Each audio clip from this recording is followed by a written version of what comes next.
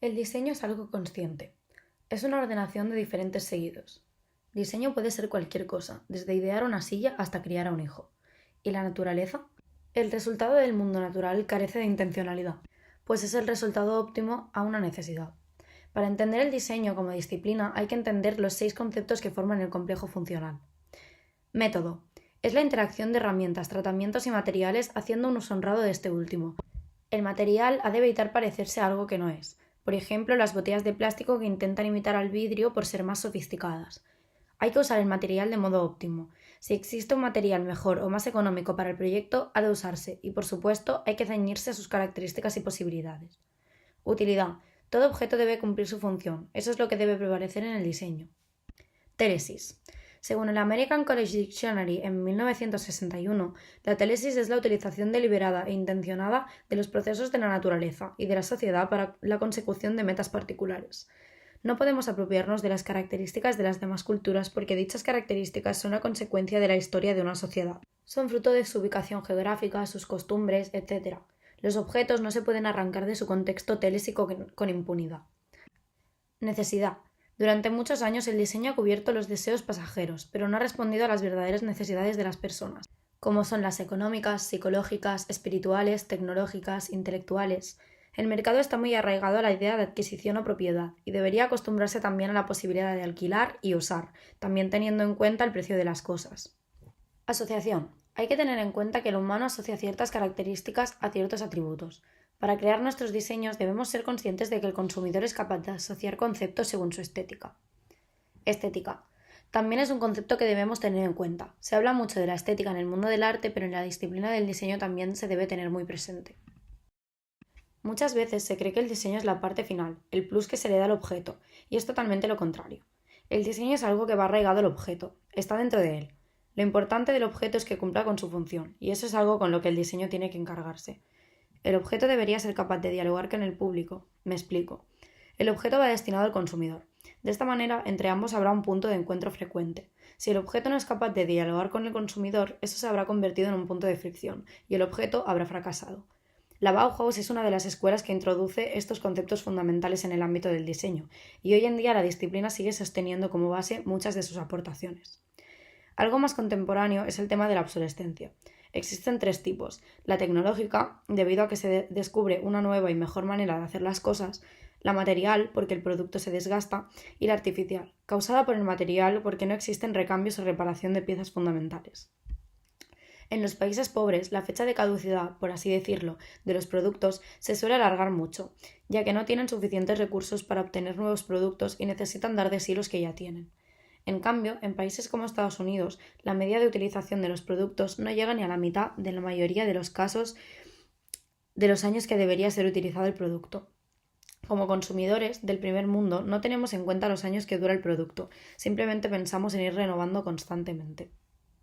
En 1970, el diseño está mucho más centrado en producir algo acorde con las modas que en crear algún avance. Pasa por delante la estética ante la funcionalidad. En toda la historia de la evolución humana, finalmente han aparecido las máquinas, y el rol del artista y del diseñador han sido interactuar con esta revolución social, sea de una manera cercana o lejana. Algunos han sabido criticar las máquinas o alejarse del mundo industrial, mientras que otros la han tomado como algo positivo y progresista. Por lo que el arte incumbe, se valora mucho el proceso mental. Un tema que yo encuentro muy interesante a la par que relevante es el hecho de que, por ejemplo, en el caso de Andy Warhol no importa que ponga 50 sopas Campbell en un lienzo. Lo que importa es qué clase de mentalidad pondría 50 sopas Campbell en un lienzo. Y esa es la pregunta que se irá reproduciendo en muchas ocasiones a lo largo del arte del siglo XX. También para Papanek, el siglo XX en algún punto llega a representar la decadencia del arte, pues aparece la estética de lo feo y otros movimientos un tanto peculiares que pasan por alto el concepto de funcionalidad. El diseñador es el responsable de todo lo que pasa a nuestro alrededor, sobre todo con el medio ambiente. Antes de escoger los materiales a usar, es muy importante tener en cuenta su impacto ecológico. Papanek piensa que realmente el diseñador específico solo participa en una pequeña parte de lo que es el problema real. Cuando hablamos de sitios pobres del tercer mundo, donde el diseño apenas llega, tampoco llegan los avances tecnológicos. Los utensilios que utilizan son antiguos y desgastados en su mayoría. Hablamos mucho de los países pobres para poner estos ejemplos, pero realmente es un esquema que se podría extrapolar al país y al mundo en sí. En ámbitos como la educación o la agricultura, los objetos eran renovados por estética o bien a causa de la obsolescencia artificial o material. Raramente la renovación era gracias a un objeto que había mejorado las condiciones del anterior a través de la investigación. El diseño de Estados Unidos durante esos años lleva consigo cierta negligencia por parte de los diseñadores justo por esas causas. No pretenden renovar, sino vender, hacer negocios y ser estéticamente agradables. Cuando se habla de necesidades, normalmente lo asociamos a grupos más desfavorecidos, gente que no es del primer mundo y que requiere una atención especial en nuestra sociedad. Pero la realidad es que no son los únicos con necesidades especiales.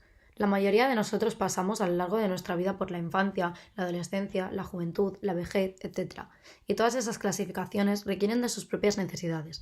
Todas necesitamos hospitales, escuelas, medios de transporte, herramientas, abrigo, aire, agua. Todas formamos parte de grupos de necesidades específicas. Por lo tanto, cuando hablamos del diseño para minorías, no hablamos del diseño que se ocupa de estos aspectos, porque a pesar de aparentarse en minorías, si juntamos todos estos grupos tienen muchas cosas en común y acabamos diseñando para una mayoría. Los únicos que diseñan para minorías son los diseñadores industriales, ya que la industria no es ni mucho menos una mayoría en la sociedad del siglo XX. Lo mejor sería que los diseñadores dedicaran un 10% de su talento a diseñar para el mundo y no para hacer dinero. La opción más positiva sería, según Papanek, dedicar un año de cada 10 únicamente dedicado a las necesidades del hombre, sin ánimo de lucro. Un hombre al que Papanek cita es Pontus Hulten. Él dice que se producen muchos artículos que la gente realmente no necesita, mientras que no se produce nada para la gente que tiene verdaderas necesidades, como estar pasando hambre o que no tiene suficientes recursos para sobrevivir. Volviendo a la obra de Papanek, él defiende que el diseño sensato es aquel que diseña en primera persona. Es decir, si yo necesito aportar algo a la comunidad del tercer mundo sudafricano, debería irme a Sudáfrica y experimentar cuáles son sus necesidades reales desde ahí. Es solo así como el objeto va a cumplir sus objetivos, porque no se ha hecho desde la lejanía y la especulación. La cultura de usar y tirar demuestra una falta en el diseño. Deberíamos poner más atención en el diseño como para no acabar creando objetos desechables. Un caso que demuestra esta afirmación es que en 1970 en Estados Unidos la gente se cambiaba de automóvil cada 3 años. Es cierto que la obsolescencia no es siempre algo malo. Puede ser positivo en casos como el de las jeringuillas de los hospitales, ya que nos ahorramos todo el proceso de esterilización constante. No obstante, el precio debe reflejar el hecho de que el objeto sea de un solo uso. Hay que tener en cuenta también que los materiales tienen un papel muy importante en todo objeto de diseño, pero todavía más en el objeto de diseño desechable, por razones evidentes. Los productos de este tipo tienen un impacto medioambiental muy fuerte, y por ello lo mejor es usar materiales biodegradables. Si no tenemos esto en cuenta, es posible que en un futuro cercano el mundo esté lleno de materiales contaminantes. Justamente por eso, en la sociedad se ha dado un cambio. Ya no poseemos los bienes, sino que los bienes nos poseen a nosotros.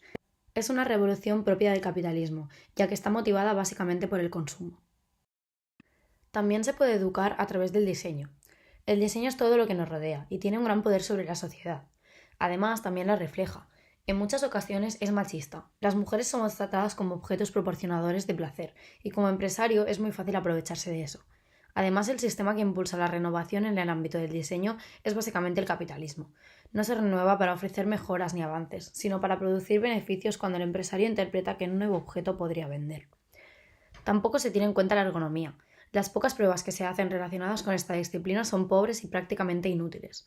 Los productos son creados básicamente para un consumidor hombre, blanco, de entre 18 y 25 años, con unos ingresos medios, que mide 1,80 y que pesa 80 kilos.